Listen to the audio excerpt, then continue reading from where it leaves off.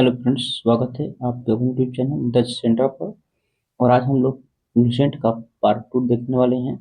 भारत का प्राचीन इतिहास क्या है, भारत का प्राचीन इतिहास संपूर्ण जानकारी मिलेगी इस चैनल पे। और इससे बेहतरीन किसी भी चैनल पर आपको खोजने दीजिएगा तो शायद ही मिल पाएगा। तो यह वीडियो आपके लिए बनाया जा रहा है, जो लोग उनके लिए बनाया जा रहा है, चाहे वो इंटरमीडिएट के छात्र हों या छात्रा हों, या वे लोग कंपटीशन की तैयारी करते हैं, सभी के लिए यह इम्पोर्टेंट, सभी के लिए एक अवेलेबल है। आप सभी लोग पढ़ सकते हैं। खास तौर पे जो है आपके सारे जितने भी कॉम्पिटिटिव एग्जाम हैं या क्वेश्चन, इससे बहुत ज़्यादा बेहतर रहता है। इससे बहुत ज़्यादा क्वेश्चन पूछे जाते हैं, तो पूरे लिस्ट को हम लोग पूरा देखने वाले हैं। जैसा कि पिछली वीडियो में हम देख चुके थे, पार्ट 1 में कुछ जो चीज़ें हैं उसको देख चुके थे, कुछ चीज़ें बचे हुए हैं, कुछ चीज़ें भी मतलब कि अब हम लोग आगे जो देख रहे थे अब देखेंगे पार्ट 2 में। किसमें देखेंगे? पार्ट 2 में देखेंगे। तो एक बार सभी लोग जुड़ जाएंगे। और साथ ही साथ में आप लोग सेशन को, यदि आप लोग पहली बार चैनल पाए हैं, इसे सब्सक्राइब कर लेंगे और शेयर भी कर देंगे अपने दोस्तों के पास में, लाइक भी करेंगे कैसा लगा। और इसके साथ में कमेंट भी बताएंगे, कि कमेंट में बताएंगे कि आपको यह वीडियो कैसा लगा, क्या सही से वीडियो बनाया गया है या उसमें कौन सी कमियां हैं, उसे आप जरूर बतलाएंगे, जिससे हम उसको दूर करने का प्रयास करेंगे। ठीक है, चलिए हम लोग शुरुआत करते हैं, पेपर की तरफ चलते हैं। तो फ्रेंड्स, हम लोग यहाँ तक देख चुके थे, यहाँ तक वो देख चुके थे कि सूत्रों में गौतम धर्मपुत्र सबसे प्राचीन माना जाता था। यहाँ तक हम देख चुके थे। अब इसके आगे देखना हमको है, यहाँ देखना है, इसके आगे हम बढ़ना है पुराण के बारे में। पुराण के बारे में पढ़ते हैं, पुराण में के बारे में हम लोग पढ़ते हैं। पुराण क्या है? पुराण भारतीय ऐतिहासिक कथाओं का सबसे अच्छा क्रमबद्ध विवरण पुराण में मिलता है, यानी कि सबसे अच्छे क्रमबद्ध तरीके से जो बतलाया गया उसमें बताया गया, पुराण बताया गया। इसके रचयिता लोम इसके रचयिता लोहर्ष लोहर्ष अथवा अर्थात अर्थात लाहौर यानी कि अर्थात इनके पुत्र उपग्रह श्रवा माने जाते हैं। इसकी इनकी संख्या जो है 8 है, यानी पुराण संख्या कितनी है? 8 है। पुराण संख्या 18। पुराण संख्या कितनी है? 18। क्वेश्चन पूछेगा कि पुराणों की संख्या कितनी है, वो है 18, जिनमें से केवल पांच पांच हैं मत्स्य, वायु, विष्णु, ब्राह्मण एवं भगवत में ही राजाओं की वंशावली पाई जाती है। यानी कि आपको कितने जो पुराण में संख्या कितने हैं? 18 है। इनमें से 5 क्या है? 5 ही ऐसे हैं जिसमें से आपको राजाओं की वंशावली पाई जाती है। कौन कौन से हैं? मत्स्य है, वायु है, विष्णु है, ब्राह्मण है और भगवत है। ठीक है, फिर आगे हम देखते हैं, थोड़ा नोट में यहाँ पर है कि पुराणों में मत्स्य पुराण सबसे प्राचीन एवं प्रामाणिक है। यानी कि पुराणों में से सबसे मत्स्य जो है सबसे महत्वपूर्ण प्राचीन कौन सा है, तो है मत्स्य पुराण है, जो है सबसे प्राचीन है और प्रामाणिक भी है। क्या है? प्राचीन और प्रामाणिक भी है। अधिकतर अधिकतर अधिकतर पुराण सरल संस्कृत श्लोक में लिखे गए हैं। स्त्री तथा शूद्र जिन्हें वेद पढ़ने को अनुमति नहीं था, वे भी पुराण सुन सकते थे। पुराण का पाठ पुजारी मंदिरों में किया जाता था। सामाजिक एवं सांस्कृतिक दृष्टि से अग्नि पुराण का काफी महत्व है, जिसमें से राजतंत्र के साथ साथ कृषि संबंधी विवरण भी दिया गया है। यानी क्वेश्चन इसमें क्या पूछेगा? क्वेश्चन ये पूछ सकता है कि अधिकतर जो है पुराण किस भाषाओं में लिखी गई थी, तो कौन से? संस्कृत श्लोक में पढ़ी जाती है। किसमें? संस्कृत भाषाओं में लिखी, संस्कृत श्लोक में लिखी गई थी। और जो इसकी उद्देश्य क्या था, तो जिनको वेद पढ़ने की अनुमति नहीं थी, वे लोग पुराण सुन सकते थे। क्या कर सकते थे? पुराण सुन सकते थे। अब आते हैं बौद्ध, जैन एवं अन्य साहित्य। बौद्ध, जैन और अन्य साहित्यों के बारे में देखते हैं। बौद्ध, जैन एवं अन्य साहित्य। जातक में बुद्ध की पुनर्जन्म की कहानी वर्णित है। हीनयान का प्रमुख ग्रंथ कथा वस्तु है, जिसमें से महात्मा बुद्ध का जीवन चरित्र उन अनेक कथाओं के साथ वर्णित है। यानी कि यह क्वेश्चन पूछ सकता है, पूछा भी गया है कि जातक जो है, जातक किस धर्म के लिए है, तो वह है बुद्ध जी के धर्म, बुद्ध धर्म से है, यानी कि बौद्ध धर्म से है। ठीक है। जैन साहित्य को आगम आगम आगम कहा जाता है। जैन साहित्य को क्या कहता है? आगम आगम कहा जाता है। जैन धर्म का प्रारंभिक इतिहास जैन धर्म का प्रारंभिक इतिहास जैन धर्म का प्रारंभिक इतिहास है कल्पसूत्र से ज्ञात होता है। जैन ग्रंथ भगवती सूत्र में महावीर के जीवन कृतियों तथा अन्य समकालीन समकालीनिकों के साथ उनके संबंध का विवरण मिलता है। यानी कि जैन धर्म ग्रंथ में किसके बारे में, किसके सूत्र, मतलब भगवती सूत्र के बारे में मिलता है। और उसमें किसकी जीवनी मिलता है, तो महावीर स्वामी की। मिलता है, महावीर स्वामी की मिलता है। और जातक में किसका मिलता है, तो भगवान बुद्ध की। जातक में भगवान बुद्ध की जीवनी मिलती है। और इसको याद रखिएगा, किसमें भगवान बुद्ध की जीवनी मिलती है, तो है जातक में। किसमें गौतम बुद्ध की जीवनी मिलती है, महावीर जीवनी मिलती है, तो है जैन ग्रंथ में। किसमें, जैन ग्रंथ में। यानी कि एक क्वेश्चन पूछ सकता है कि भगवान बुद्ध का संबंध किस धर्म से था, तो भगवान बुद्ध का जो धर्म था वो था बौद्ध धर्म से। और जैन धर्म से महावीर का किससे था, तो वो था जैन धर्म से। किससे था, जैन धर्म से। अगला है अर्थशास्त्र के लेखक। अर्थशास्त्र के लेखक चाणक्य यानी कौटिल्य या विष्णुगुप्त हैं। यानी कि क्वेश्चन हो सकता है कि अर्थशास्त्र के लेखक कौन है, तो अर्थशास्त्र के लेखक कौन है, कौटिल्य है, विष्णुगुप्त हैं, कौटिल्य, विष्णुगुप्त या चाणक्य, जो कि चंद्रगुप्त मौर्य के प्रधानमंत्री थे। चंद्रगुप्त मौर्य के प्रधानमंत्री थे। क्वेश्चन देगा कि अर्थशास्त्र के लेखक कौन है, बहुत महत्वपूर्ण क्वेश्चन को याद रखिएगा। अर्थशास्त्र के लेखक कौन है, तो कौटिल्य हैं। कौटिल्य देगा, या आपका कौटिल्य दे, चाणक्य दे दे, या विष्णुगुप्त दे, ये तीनों क्या होंगे, आपके सही होंगे। यह 15 अधिकरणों एवं 180 प्रकरणों में विभाजित है। इससे मौर्यकालीन इतिहास की जानकारी प्राप्त होती है। अनुदान श्याम शास्त्री, यानी कि इसके अनुवादक कौन है, तो श्याम शास्त्री हैं। शास्त्री कौन है, श्याम शास्त्री हैं। और देखिए ये क्वेश्चन मिले पूछ सकता है, ये क्वेश्चन पूछ सकता है, क्या क्या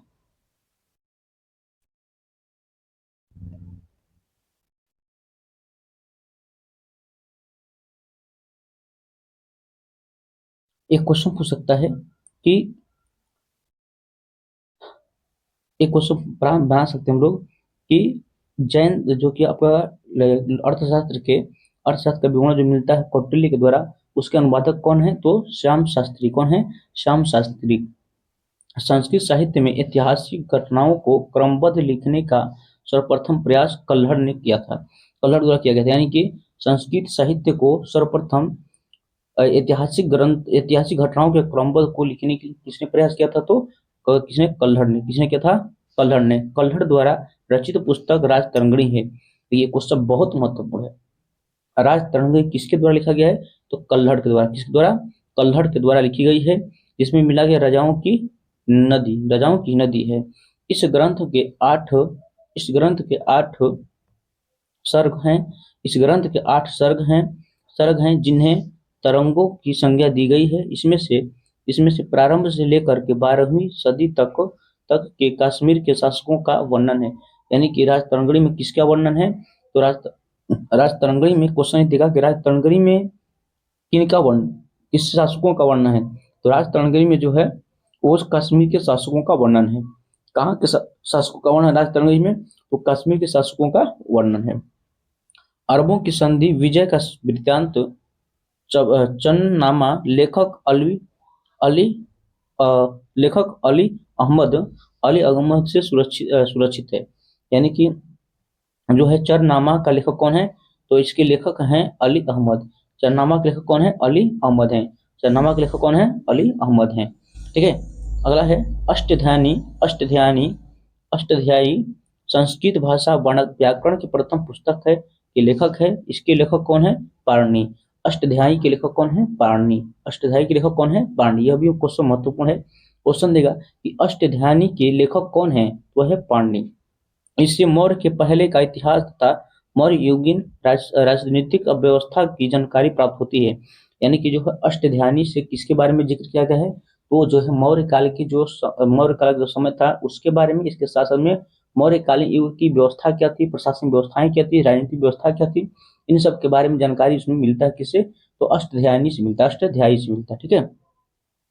अष्टाध्यायी में पहली बार लिपि शब्द का प्रयोग किया गया था।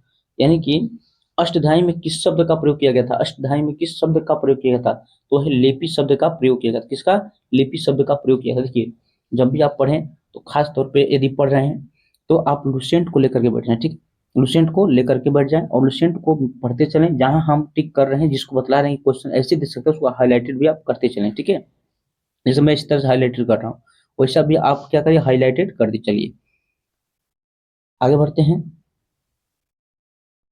अगला हमारा है कात्यायन की गार्गी संहिता एक ज्योतिषी ग्रंथ है, फिर भी इसमें भारत पर होने वाले यवन आक्रमण का उल्लेख मिलता है। पतंजलि पुष्पमित्र शुंग के पुरोहित थे। इसके महाभाष्य से शुंगों के इतिहास का पता चलता है। हालांकि ये क्वेश्चन इतना महत्वपूर्ण नहीं है। अब चलते हैं विदेशी यात्रियों की से जानकारी जो मिली है, विदेशी यात्रियों से जो जानकारी हमें प्राप्त हुई है, वे जानकारियां क्या है। विदेशी यात्रियों से जो हमें जानकारियां मिली है वो जानकारियां क्या है। विदेशी यात्रियों में मिलने वाली जानकारियां, पहला है यूनानियों, रोम और लेखक यानी कि जो यूनान के और रोम के लेखक थे उनके बारे में पढ़ते हैं। तो पहला आता है टेसी एस। यह ईरान का राजवैद्य था।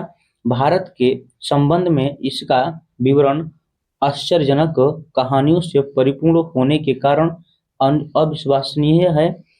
एक क्वेश्चन महत्वपूर्ण, इसमें से कुछ क्वेश्चन पूछता नहीं, ठीक है। अब अगला हमारा आता है हेरोडोटस जिसे इतिहास का पिता भी कहा जाता है। हेरोडोटस जिसे इतिहास का पिता भी कहा जाता है, इसे इतिहास का पिता कहा जाता है। यानी कि इतिहास पिता कौन है, हेरोडोटस है। इनने अपनी पुस्तक हिस्टोरिका, यानी कि हिस्टोरिका पुस्तक किसने लिखी है, तो हिस्टोरिका पुस्तक लिखा है हेरोडोटस ने। हिस्टोरिका नामक पुस्तक किसने लिखी है, तो हेरोडोटस ने। 5वीं शताब्दी के ईसा पूर्व के भारत फारस यानी ईरान के संबंध का वर्णन किया गया है, परंतु इसका विवरण भी अनुश्रुतियों एवं अफवाहों पर आधारित है। यानी कि इसमें से यही याद करना है कि इतिहास का पिता किसे कहा जाता है, तो हेरोडोटस को। किसको कहा जाता है, हेरोडोटस को। अगला है सिकंदर के साथ सिकंदर के साथ आने वाले लेखक में निराकस अनेक्सिटम तथा अरिस्टोबुल के विवरण अधिक प्रामाणिक एवं अविश्वसनीय है। यहाँ ये क्वेश्चन कोई महत्वपूर्ण, ठीक है। अब आता है मेगास्थनीज। क्या आता है, मेगास्थनीज के बारे में। मेगास्थनीज यह सेल्यूकस निकेटर के राजदूत था। मेगास्थनीज किसका राजदूत था, या मेगास्थनीज कौन था, तो मेगास्थनीज एक राजदूत था। मेगास्थनीज क्या था, एक राजदूत था। किसका मेगास्थनीज क्या था, एक राजदूत था। तो किसका राजदूत था, तो सेल्यूकस निकेटर का राजदूत था। किसका राजदूत था, सेल्यूकस निकेटर का राजदूत था, जो चंद्रगुप्त मौर्य के दरबार में आया था। इसने अपने पुस्तक इंडिका में मौर्य युगीन समाज एवं संस्कृति के विषय में लिखा है। यानी कि इंडिका किसकी पुस्तक है, इंडिका किसके द्वारा रचित है, तो इंडिका जो है आपका मेगास्थनीज के द्वारा। किसके द्वारा, मेगास्थनीज। देखिए इससे क्वेश्चन 3 है, 3-4 क्वेश्चन बनेंगे। इंडिका किसकी पुस्तक है, मेगास्थनीज की। इंडिका किसकी पुस्तक है, मेगास्थनीज की है। इंडिका किसकी पुस्तक है, मेगास्थनीज की है। मेगास्थनीज किसका राजदूत था, मेगास्थनीज किसका राजदूत था, तो सेल्यूकस निकेटर का। मेगास्थनीज कौन था, मेगास्थनीज एक राजदूत था। मेगास्थनीज एक राजदूत था। मेगास्थनीज क्या था, एक राजदूत था। देखिए बार बार 2 बार हम रिपीट कर रहे हैं ताकि आप फिर उसको लिखना चाहें तो लिख सकते हैं। मेगास्थनीज कौन था, एक राजदूत था। मेगास्थनीज क्या था, एक राजदूत था। अच्छा, मेगास्थनीज किसके राज दरबार में रहता था, मेगास्थनीज किसके राज दरबार में रहता था, चंद्रगुप्त मौर्य के। मेगास्थनीज किसके राज दरबार में रहता था, चंद्रगुप्त मौर्य के। मेगास्थनीज किसके राज दरबार में रहता था, चंद्रगुप्त मौर्य के। 4 क्वेश्चन 5 क्वेश्चन बनेंगे। अब आता है डाइमेकस। यह शायद कभी कभी अचानक मिल जाता है कहीं कहीं। डाइमेकस क्या है, यह एक सिरसी नरेश अन्त्योकस का राजदूत था, जो बिंदुसार के दरबार में आया था। इसका विवरण भी मौर्य युगीन से संबंधित है। यानी इससे क्वेश्चन क्या पूछेगा, क्वेश्चन ये पूछेगा कि डाइमेकस किसका राजदूत था। डाइमेकस किसका राजदूत था, डाइमेकस क्या था, एक राजदूत था। डाइमेकस क्या था, एक राजदूत था। किसके दरबार में रहता था, किसके दरबार में रहता था, तो बिंदुसार के। किसके दरबार में रहता था, बिंदुसार के। किसके दरबार में रहता था, बिंदुसार के, ठीक है। चलिए जहां तक आपको समझ में आएगा होगा। चलिए अब आगे बढ़ जाते हैं, आगे हम लोग बढ़ते हैं, ठीक है। चलिए हमारा आता है डायोनीसियस। यह मिस्र नरेश टालमी फिलेडेल्फस का राजदूत था, जो अशोक के राज दरबार में आया था। यानी कि क्वेश्चन देखिए इससे कोई खास नहीं बनता है, ये भी एक राजदूत ही था जो कि अशोक के राजदरबार में रहता था। ये क्वेश्चन बनता है टॉलमी से क्वेश्चन बनता है, ठीक है। टॉलमी क्या है कि टॉलमी इनसे दूसरी शताब्दी में भारत का भूगोल नामक पुस्तक लिखी है। यानी कि भारत का भूगोल नामक पुस्तक किसने लिखी है? भारत का भूगोल नामक पुस्तक किसने लिखी है? तो टॉलमी ने। किसने लिखा है? टॉलमी ने। किसने लिखा है? टॉलमी ने, ठीक है। इसको आता है प्लिनी। क्या है? प्लिनी। प्लिनी आता है। इसने प्रथम शताब्दी में नेचुरल हिस्ट्री नामक पुस्तक लिखी है। यानी कि नेचुरल हिस्ट्री नामक पुस्तक किसने लिखी है? तो प्लिनी ने। नेचुरल हिस्ट्री नामक पुस्तक किसने लिखी है? तो प्लिनी ने। नेचुरल हिस्ट्री नामक पुस्तक किसने लिखी है? प्लिनी ने लिखी है। इससे भारतीय पशु, पेड़ पौधे, खनिज पदार्थ आदि के बारे में विवरण मिलता है। यानी कि भारत की जो पशुएं हैं, भारत के जो खनिज पेड़ पौधे हैं, इन सब के बारे में जानकारी मिलता है। किससे? तो नेचुरल हिस्ट्री से। नेचुरल हिस्ट्री किसने लिखा है? तो प्लिनी ने। किसने लिखा है? प्लिनी ने लिखा, ठीक है। चल अगला आता है Periplus. Periplus Periplus of the Erythraean sea. इस पुस्तक के लेखक के बारे में जानकारी नहीं है। यह लेखक कबीर करीब 80 वर्ष में हिंद महासागर यात्रा पर आया था। इससे उसे समय के भारत के बंदरगाहों तथा व्यापारिक वस्तुओं के बारे में जानकारी दी है। यानी इसके बारे में कोई खास विवरण नहीं मिलता है, ठीक है। अब आते हैं हम लोग, ये हमारे जितने भी थे अरब के थे, यूनानी यूनानी लोग थे और अरब के लोग थे। अब हमारा आता है लेखक कहाँ के? तो चीनी के। चीन के लेखक आते हैं। कौन से? चीन के लेखक, चाइना के लेखक आते हैं, जिसका नाम पहला था फाही यान। फाही यान। अच्छा, ये पूछेगा कि मेगास्थनीज कहाँ का मेगास्थनीज मतलब कि मेगास्थनीज जो था कहाँ का लेखक था? तो यह एक यूनान का था या रोमन का, ठीक है। अब आता है हमारा चीनी। चीनी फाहियान पहला आता है क्या? फाहियान। क्या था हमारा? फाहियान। यह चीनी यात्री गुप्त नरेश चंद्रगुप्त द्वितीय के दरबार में आया था। यानी कि फाहियान किसके दरबार में आया था? फाहियान किसके दरबार में आया था? तो गुप्त नरेश चंद्रगुप्त द्वितीय के दरबार में। किसके? गुप्त नरेश चंद्रगुप्त द्वितीय के दरबार में आया था। इसने अपने विवरण विवरण में मध्य प्रदेश के बारे में, समाज एवं संस्कृति के बारे में वर्णन किया है। इसने मध्य प्रदेश की जनता को सुखी एवं समृद्ध बतलाया है। यह 14 वर्षों तक भारत में रहा। यानी कि जो फाहियान था, फाहियान क्वेश्चन देगा कि फाहियान किस प्रदेश के बारे में सुखी और समृद्धि का जिक्र किया है। यानी कि किसे फाहियान ने किसे प्रदेश को सुखी एवं समृद्धि बतलाया है? तो है मध्य प्रदेश। किसको? मध्य प्रदेश को बतलाया है। किसको बतलाया है? मध्य प्रदेश को। अब आता है संयुगन। संयुगन क्या है? या अच्छा, फाहियान कितने वर्षों तक भारत में रहा? तो कितने वर्षों तक भारत में? 14 वर्षों तक भारत में रहा। कितने वर्षों तक भारत में रहा? 14 वर्षों तक रहा, ठीक है। अब आ गया संयुगन क्या है? यह 1508 ईस्वी में भारत आया था। इसने अपने 3 वर्षों की यात्रा में बौद्ध धर्म की परिस्थितियां एकत्रित की है। इससे कोई खास नहीं बनता क्वेश्चन। अब आता है इससे क्वेश्चन बनता है हेन सोंग से। किसे बनता है? हेन सोंग से बनता है, जो कि चीनी यात्री था, ठीक है। चीनी यात्री था हेन सोंग। यह हर्षवर्धन के शासनकाल में भारत आया था। यानी कि हेनसोंग किसके शासनकाल में भारत आया था? हेनसोंग जो था वो किसके शासनकाल में भारत आया था? तो हर्षवर्धन के शासनकाल में। हेनसोंग किसके शासनकाल में? हर्षवर्धन के शासनकाल में भारत आया था। हेनसोंग किसके शासनकाल में भारत आया था? तो हर्षवर्धन के शासनकाल में भारत आया था। हेनसोंग हेनसोंग 629 में चीन से भारत के लिए प्रस्थान किया और लगभग 1 वर्ष की यात्रा के बाद सर्वप्रथम वह भारतीय राज्य कपिसा पहुंचा। भारत में 15 वर्षों तक ठहरकर 645 में चीन लौट गया। वह बिहार के नालंदा जिला स्थित नालंदा विश्वविद्यालय में अध्ययन करने तथा भारत के से बौद्ध ग्रंथों को एकत्रित कर ले जाने के लिए भारत आया था। इसका भ्रमण वृत्तांत सीयूकी नामक से प्रसिद्ध है। यानी कि ये जो था हर्षवर्धन, ये था हेनसोंग। क्या था? हेनसोंग। हेनसोंग कौन था? तो हेनसोंग किसके, पहले क्वेश्चन से क्या क्या बन सकते हैं। हेनसोंग भारत कब आया था?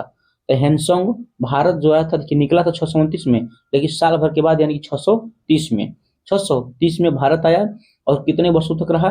तो वह 15 वर्षों तक भारत में रहा। हेनसोंग कितने वर्षों तक भारत में रहा था? 15 वर्षों तक भारत में रहा। हेनसोंग किसके दरबार में रहता था? हेनसोंग किसके दरबार में, किसके शासन में भारत आया था? यानी कि भारत में किसका उसमें शासनकाल था जब ह्वेनसांग भारत आया था, तो वो था हर्षवर्धन के। किसके शासनकाल में? हर्षवर्धन के। इसमें मोदी जी के शासनकाल है। यदि इनके शासनकाल में कोई जाता है तो काल लिखा जाएगा कि मोदी जी के साथ मतलब कि कोई विदेशी यात्री के बारे में कि यह किसके शासनकाल में भारत आया था, तो मोदी जी के शासनकाल में। उस तरह से ह्वेनसांग था उस समय का शासक था, उसी के शासनकाल में ह्वेनसांग भारत आया था। अच्छा, ये भी क्वेश्चन पूछेगा कि भारत में कितने वर्षों तक ठहरा था, तो 15 वर्षों तक। भारत में वह भारत से चीन वापस कब गया? ह्वेनसांग जो था भारत से कितने वर्ष के बाद वापस गया? भारत से कितने वर्ष के बाद में गया था, तो कितने वर्ष के बाद? 15 वर्षों के बाद में। कब गया? तो 645 ईस्वी में, 645 ईसा पूर्व में, सॉरी ईसा पूर्व में, 645 ईसा पूर्व में गया था। ईस्वी ईस्वी में, सॉरी ईस्वी में होगा जी, ईस्वी होगा। 645 ईस्वी में गया था, ठीक है। अब एक क्वेश्चन था कि हेनसोंग हेनसोंग हेनसोंग किस विश्वविद्यालय से बौद्ध ग्रंथों को एकत्रित किया था? तो वह है नालंदा विश्वविद्यालय। बिहार में, बिहार के नालंदा जिला में है नालंदा विश्वविद्यालय, जो कि खंडहर विश्वविद्यालय के नाम से प्रसिद्ध है, ठीक है। अब इसकी यात्रा वृत्तांत भ्रमण के बारे में जानकारी किससे मिलती है? ये क्वेश्चन पूछा कि हेनसोंग के यात्रा वृत्तांत के बारे में जानकारी किससे मिलती है? तो सीयूकी नामक सीयूकी से प्रसिद्ध है। किससे प्रसिद्ध है? तो सीयूकी से प्रसिद्ध है, ठीक है। अगला है, आगे हम देखते हैं। देखिए क्वेश्चन बनाए जा रहे हैं और उसको आप क्या करिए कि लिखते चलिए, ठीक है। आप लोग क्या करेंगे? लिख भी लेंगे। चलिए, इसमें 138 देशों का विवरण मिलता है। इससे हर्षकालीन समाज, धर्म तथा राजनीतिक के बारे में वर्णन है। इसके अनुसार सिंध का राजा शूद्र था। हेनसोंग ने बुद्ध की प्रतिमा के साथ साथ सूर्य और शिव की प्रतिमा का भी पूजा करता था। यानी क्वेश्चन यह भी देगा कि हेनसोंग बुद्ध की प्रतिमा के साथ साथ और किस देवी किनका पूजा करता था? तो किनका? सूर्य और शिव का। सूर्य और सूर्य से शिव, स से सूर्य और स से शिव, दोनों की पूजा किया था, जो कि आज महाशिवरात्रि में था। इस महाशिवरात्रि इस अवसर पे उनका मतलब याद रख लीजिएगा, ठीक है। चलिए अगला क्वेश्चन है, हेनसोंग के अध्ययन के समय नालंदा विश्वविद्यालय के कुलपति कौन थे? क्वेश्चन देगा कि हेनसोंग के अध्ययन के समय, यानी कि जब उसमें पढ़ रहा था, वो यहाँ से ग्रहण कर रहा था, उस समय नालंदा विश्वविद्यालय के कुलपति कौन थे? तो आचार्य शीलभद्र थे। कौन थे? आचार्य शीलभद्र थे। यह विश्वविद्यालय बौद्ध धर्म के लिए प्रसिद्ध है। यानी कि नालंदा विश्वविद्यालय किस धर्म के लिए प्रसिद्ध है? क्वेश्चन देगा कि नालंदा विश्वविद्यालय किस धर्म के लिए प्रसिद्ध है, तो वह नालंदा जो विश्वविद्यालय है वह है बौद्ध धर्म के लिए प्रसिद्ध है। किसके लिए? बौद्ध धर्म के लिए प्रसिद्ध है। किस धर्म के लिए? बौद्ध धर्म के लिए प्रसिद्ध है, ठीक है। अब आगे देखते हैं, इत्संग, इससे क्वेश्चन बनता है। यह 7वीं शताब्दी के अंत में भारत आया। इसने अपने विवरण में नालंदा विश्वविद्यालय, विक्रमशिला विश्वविद्यालय तथा अपने समय के भारत का वर्णन किया। कोई खास क्वेश्चन नहीं बनता है, ठीक है।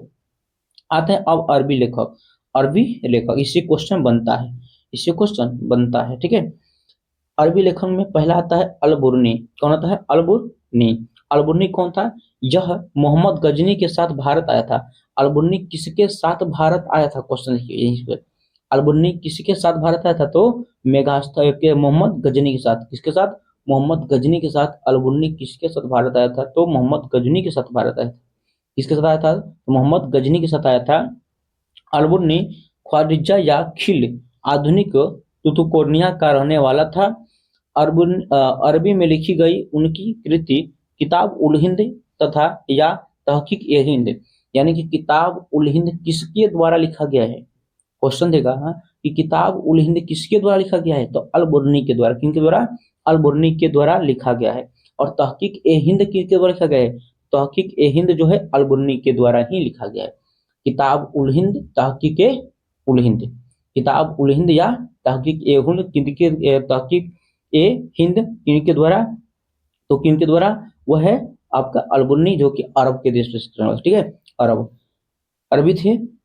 आज भी इतिहासकारों के लिए एक महत्वपूर्ण स्रोत है। यह एक विस्तृत विस्तृत ग्रंथ है जो धर्म और दर्शन, त्योहारों, खगोल विज्ञान या कीमिया, रीति रिवाजों तथा प्रथा, सामाजिक जीवन, भर तौल तथा मापन विधियों, मूर्तिकला, कानून, मापतंत्र, विज्ञान आदि के अनुसार आदि के विषयों के आधार पर असलित 80 अध्यायों में विभाजित है। 80 अध्यायों में विभाजित है। 80 अध्यायों में विभाजित है। 80 अध्यायों में विभाजित है। इसमें राजपूत कालीन समाज एवं धर्म, रीति रिवाज, राजनीतिक आदि पर सुंदर प्रकाश डाला गया है। कुछ नहीं करना, बस यही याद करना इसके लेखक का नाम बस, ठीक है। अब आता है इब्न बतूता। कौन सा आते हैं? अगला आता है अरब का इब्न बतूता। कौन आता है? Ibn Battuta. इब्न बतूता इसके द्वारा अरबी भाषा में लिखी गई उनका यात्रा वृत्तांत है, जिसे रिहला कहा जाता है। ठीक है, बहुत महत्वपूर्ण क्वेश्चन है। रिहला किसके द्वारा लिखा गया एक पुस्तक यात्रा वृत्तांत है? किसके द्वारा यात्रा वृत्तांत लिखा गया है? रिहला। तो वह है आपका इब्न बतूता। रिहला किसके द्वारा लिखा गया? तो इब्न बतूता के द्वारा। रिहला किसके द्वारा लिखा गया? इब्न बतूता के द्वारा। क्या क्वेश्चन यही देगा कि इब्न बतूता के द्वारा निम्न में से कौन सी पुस्तक लिखी गई है? तो उसमें रिहला आपको रहेगा, तो रिहला मारना, ठीक है। रिहला नहीं तो उसको छोड़ देना है। 14वीं शताब्दी में भारतीय उपमहाद्वीप के सामाजिक तथा सांस्कृतिक जीवन के विषय में बहुत ही प्रचुर तथा सबसे रोचक जानकारी देता है।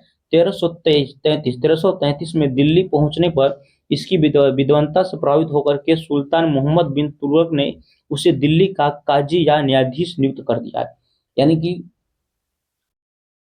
ये क्वेश्चन बनेगा, इब्न बतूता दिल्ली कब पहुंचा? इब्न बतूता देखिए कई जगह भ्रमण किया, भ्रमण करने के बाद में इसने कहाँ पे गया? तो दिल्ली में गया। दिल्ली कब पहुंचा? तो इब्न बतूता 1333 में। 1333 में इब्न बतूता कहाँ गया? तो दिल्ली पहुंचा। और दिल्ली का जो शासक था जिसका नाम था क्या?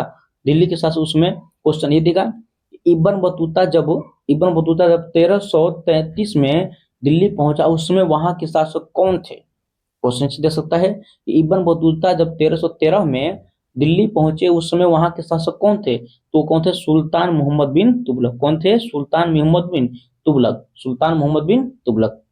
और सुल्तान मोहम्मद बिन तुगलक यह क्वेश्चन देगा कि इब्न बतूता का काजी या न्यायाधीश किस शासक ने नियुक्त किया?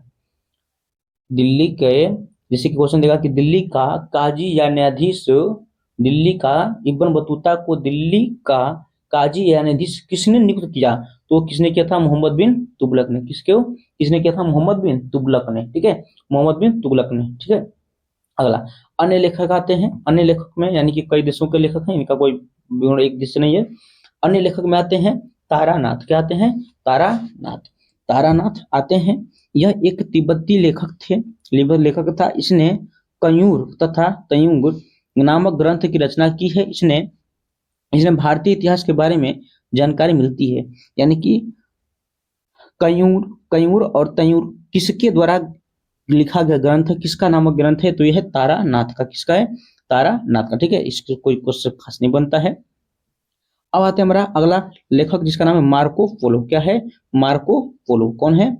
Marco Polo. Marco Polo. Marco Polo यह 13वीं शताब्दी के अंत में पांड्य क्षेत्र देश के यात्रा पर आया था। इसका विवरण पांड्य इतिहास के अध्ययन में के लिए उपयोगी है। इससे भी कोई क्वेश्चन ठीक नहीं है, इससे भी क्वेश्चन नहीं पूछता है कि जो पढ़ने योग्य, जो क्वेश्चन पूछने योग्य है, हम उसी पर ध्यान लगाएंगे, ठीक है। बाकी सब पर ध्यान लगाने की देने की जरूरत है। चलिए आगे बढ़ते हैं हम लोग मार्को पोलो के बाद में। यहां से बातें हैं, यहाँ है पुरातत्व संबंधित साक्ष्य से मिलने वाली जानकारी। यानी कि पुरातात्विक साक्ष्य से जो हमें जानकारियां प्राप्त हुई वो क्या है? भारतीय पुरातात्विक शास्त्र का पिता, भारतीय पुरातात्विक शास्त्र का पिता किसे कहा जाता है? तो अलेक्जेंडर कनिंघम को कहा जाता है। यानी क्वेश्चन देखिए, ये क्वेश्चन इंपॉर्टेंट, ठीक है, इसको याद रखना है। भारतीय पुरातात्विक संरक्षण का पिता या भारतीय पुरातात्विक शास्त्र का पिता किसे कहा जाता है? तो अलेक्जेंडर कनिंघम को। किसको कहा जाता है? अलेक्जेंडर कनिंघम को कहा जाता है। 1400 ईस्वी में ईसा पूर्व के अभिलेख को बोगजा कोई यानी कि एशिया मानी से वैदिक देवता मिस्र वरुण इंद्र और नातस्य यानी अश्वनी कुमार के नाम से मिलता है। मध्य भारत में भगवत धर्म विकसित होने के का प्रमाण यह एवन राजदूत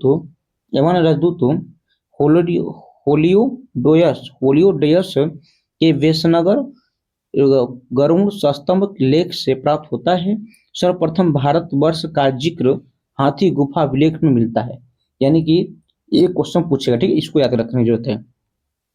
यानी कि क्वेश्चन पूछेगा कि सर्वप्रथम भारतवर्ष का जिक्र किस गुफा से हुआ है।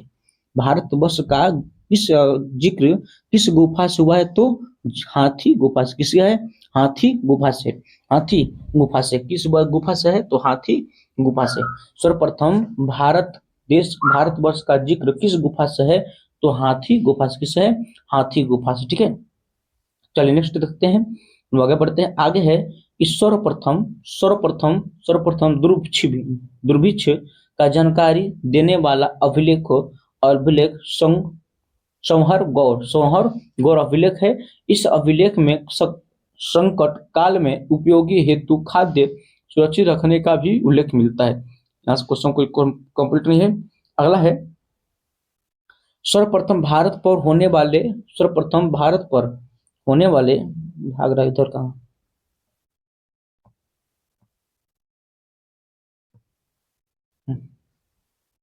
कहाँ जा रहा है जी? अरे प्रभाव खींचने लगा ये तो।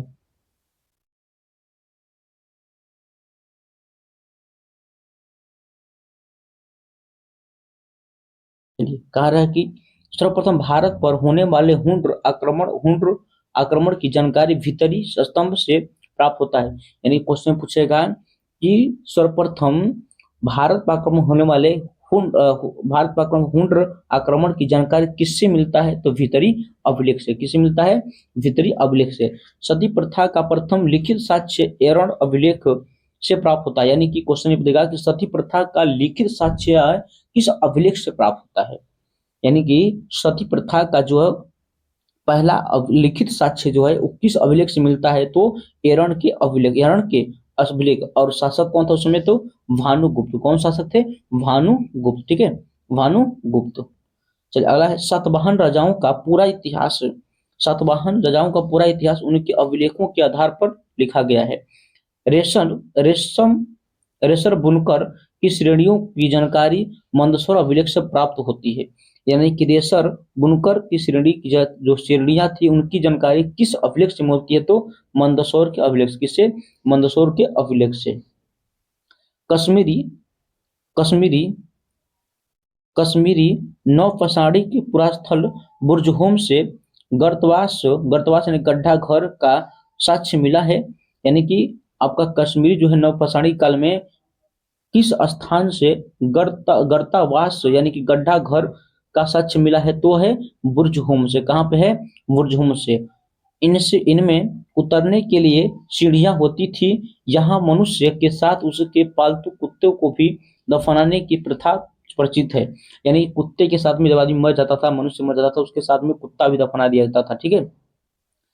प्राचीन सिक्कों को आहत सिक्के कहा जाता है। यानी कि जब आहत सिक्के क्या है, तो प्राचीन सिक्के को ही हम लोग क्या कहते हैं? आहत सिक्के कहते हैं। यह क्वेश्चन इंटर में पूछता है, ठीक है। आहत सिक्के क्या है, तो प्राचीन सिक्कों का जब आगमन हुआ उसी आगमन को हम लोग क्या कहते हैं? आहत सिक्के कहते हैं। उसको क्या कहते हैं? आहत सिक्के कहते हैं। इसी को साहित्य में पाषाण काल भी कहा जाता है। इसे क्या कहता था? सॉरी, कारसपड़ कहा जाता था, ठीक है। यहाँ से हम लोग यहाँ पर चले जाते हैं डायरेक्ट। यह है सर्वप्रथम सिक्कों पर लेख लिखने का कार्य यमन शासकों ने किया था। यानी कि क्वेश्चन देगा कि सर्वप्रथम सिक्कों पर जो लेख लिखने का काम किसने किया था, तो यमन शासकों ने। कौन? यमन शासकों ने किया था। समुद्रगुप्त की वीणा बजाती हुई मुद्रा समुद्रगुप्त की वीणा बजाती हुई मुद्रा वाले सिक्कों ने उनके संगीत प्रेमी होने का प्रमाण बतलाता है।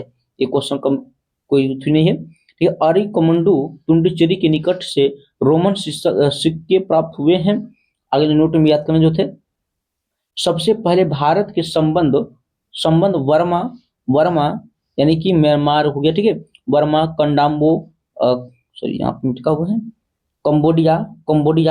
कंबोडिया और जावा द्वीप से स्थापित हुआ, ठीक है। तो ये क्वेश्चन से कोई कंप्लीट ये कोई खास नहीं है, बस याद रखना है कि सबसे पहले भारत के संबंध किससे था, तो वर्मा से था।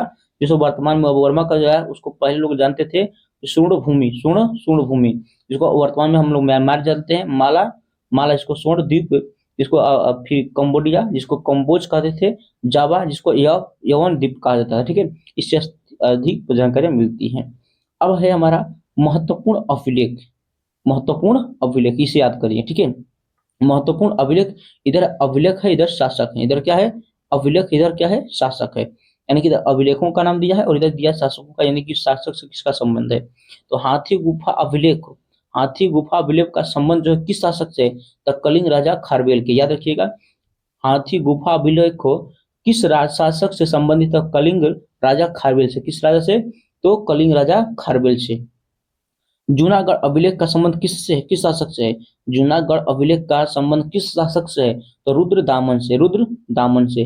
जूनागढ़ अभिलेख का जो संबंध है वो किस शासक से है, तो रुद्र दामन से, किससे है, रुद्र दामन से। ये दोनों क्वेश्चन पूछता है, ठीक है, याद रखिएगा। नासिक अभिलेख का संबंध किस शासक से है, तो नासिक अभिलेख का जो संबंध है, यह भी क्वेश्चन पूछता है, यह भी क्वेश्चन पूछता है। नासिक अभिलेख का जो संबंध है किस शासक से है, तो गौतमी बल्लभ श्री से, गौतमी बल्लभ श्री से, बल्लभ श्री से, गौतमी बल्लभ श्री से, किससे है, गौतमी बल्लभ श्री से, ठीक है। प्रयाग प्रशस्ति, यानी कि प्रयाग प्रशस्ति स्तंभ का अभिलेख से, या प्रयाग स्तंभ का संबंध किस शासक से है, प्रयाग स्तंभ का संबंध किस शासक से, तो समुद्रगुप्त से। भी क्वेश्चन पूछता है, ठीक है, जो पूछने वाला उसको हम बतला दे रहे हैं। प्राग स्तंभ का लेख किस या अभिलेख किस शासक से संबंधित है, तो समुद्रगुप्त से, किससे है, समुद्रगुप्त से, ठीक है। अगला आता है हमारा एहोल अभिलेख का संबंध किस शासक से, अभी क्वेश्चन पूछता है। एहोल अभिलेख किस शासक से संबंधित है, तो यह किससे है, पुलकेशिन द्वितीय से, किससे है, पुलकेशिन द्वितीय से। देखिए क्वेश्चन इसमें घुमाएगा, कि समुद्रगुप्त का संबंध किस अभिलेख से है, क्वेश्चन कैसे घुमा देगा, समुद्रगुप्त का संबंध किस अभिलेख से है, तो एक देगा प्रयाग स्तंभ से है, एहोल अभिलेख से, मंदसौर से है, या ग्वालियर से। तो आप किसे लगाएंगे, तो ये लगा देंगे प्रयाग स्तंभ से, किससे है, प्रयाग स्तंभ से, ठीक है। अगर क्वेश्चन नहीं देता है पुलकेशिन द्वितीय का संबंध किस अभिलेख से है, पुलकेशिन द्वितीय का संबंध किस अभिलेख से है, तो किससे है, एहोल अभिलेख से, किससे है, एहोल अभिलेख से, ठीक है।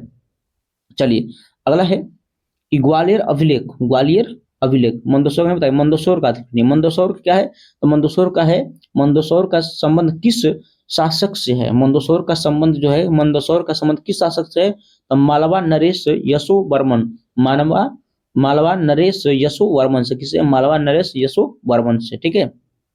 ये पूछता है, उतना थोड़ा बहुत इसका कभी जिक्र आता है। अगला है ग्वालियर अभिलेख का संबंध किस शासक से, बहुत महत्वपूर्ण क्वेश्चन। ग्वालियर अभिलेख का संबंध किस शासक से है, तो प्रतिहार नरेश भोज से, किससे है, प्रतिहार नरेश भोज से। ग्वालियर अभिलेख का संबंध किस शासक से है, तो प्रतिहार नरेश भोज से, किससे है, प्रतिहार नरेश भोज से। या क्वेश्चन ये देगा कि प्रतिहार नरेश भोज का संबंध किस अभिलेख से है, तो ग्वालियर अभिलेख से, ठीक है, ग्वालियर अभिलेख से।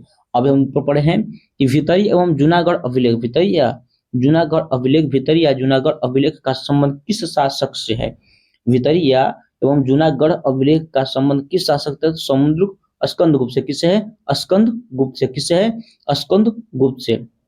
अगला है देवपड़ा अभिलेख का संबंध किस शासक से है, तो बंगाल शासक विजय सेन से, बंगाल के शासक किससे है, विजय सेन से। देवपड़ा अभिलेख का संबंध किस शासक से है, तो बंगाल शासक विजय सेन से, किससे है, बंगाल शासक विजय सेन से।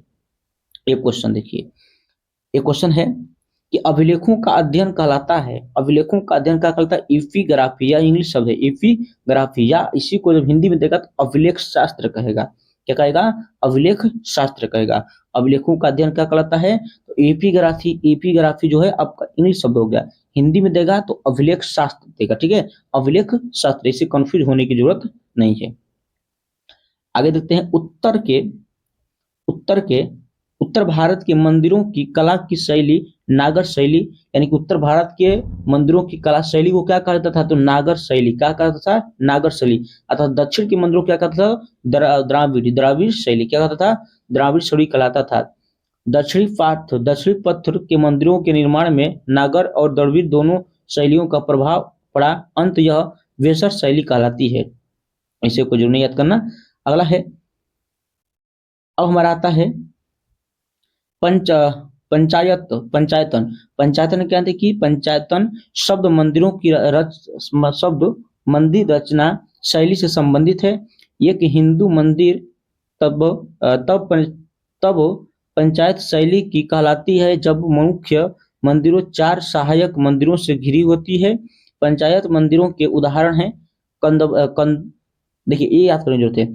पंचायतन मंदिरों का उदाहरण कौन सा, निम्न में से कौन सा है? तो याद रखिएगा कंदरी है, कंदरी कंदरी महादेव मंदिर, कंदरी महादेव मंदिर खजुराहो में, ब्रह्मेश्वर मंदिर जो है भुवनेश्वर में है, लक्ष्मण मंदिर जो कि खजुराहो में है, लिंगराज मंदिर जो है भुवनेश्वर में है, दशावतार मंदिर यह कहाँ पर है? तो देवपाड़ा उत्तर प्रदेश में है।